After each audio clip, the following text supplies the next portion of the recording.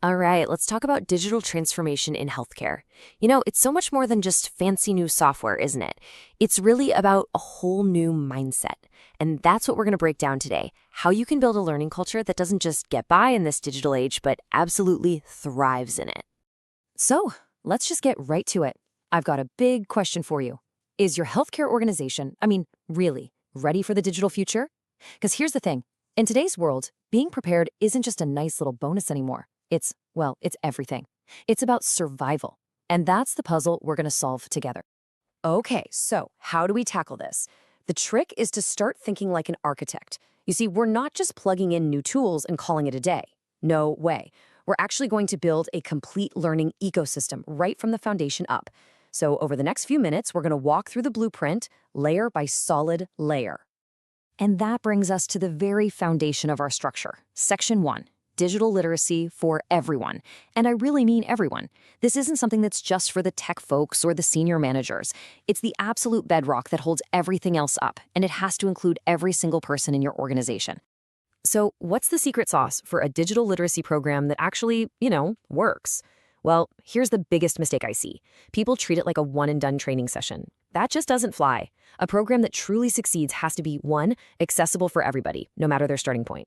2, it's got to be practical for the tools they use every single day. 3, and this is huge, it has to be continuous, always adapting to new tech. And finally, it needs to be supportive. We're talking real mentors people can turn to for help.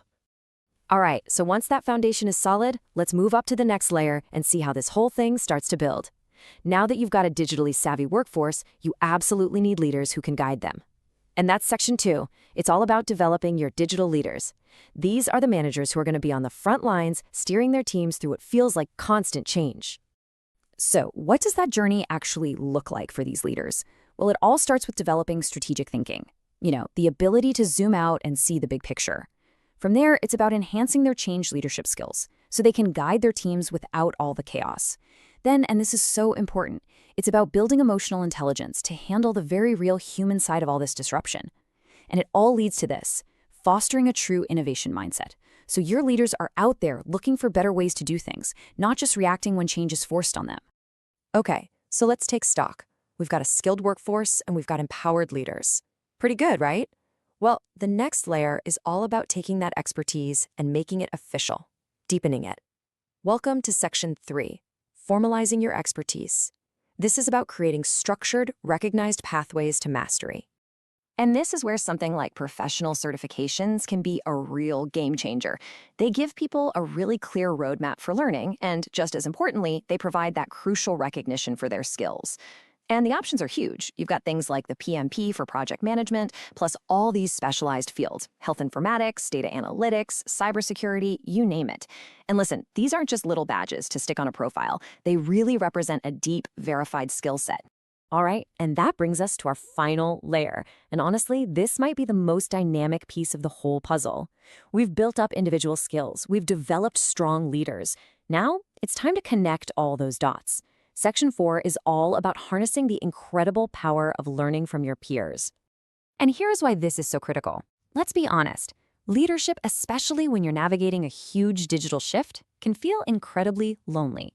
So on one side, you have that challenge, right? That feeling that you're the only one trying to figure out these massive, complex problems.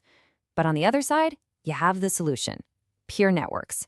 These are spaces built specifically for connection, for sharing what you've learned, and for getting some much-needed support. And the benefits here are very, very real. Think about it. These networks give leaders a safe place to talk about those really tough challenges with other people who actually understand what they're going through. It becomes a hub for exchanging best practices, what's really working out there in the real world, and maybe what's not. It smashes that sense of isolation we just mentioned, and it creates this kind of gentle but powerful professional accountability, which just pushes everyone to keep getting better. So there you have it. We've walked through all the layers, haven't we? We started with that foundation of digital literacy for all, built up with empowered leadership, deepened it with formal expertise, and then tied it all together with collaborative peer networks. All of these pieces create a seriously robust, future-proofed learning ecosystem. So now, the question really isn't if you should start building, it's where. Which piece of your ecosystem will you build next?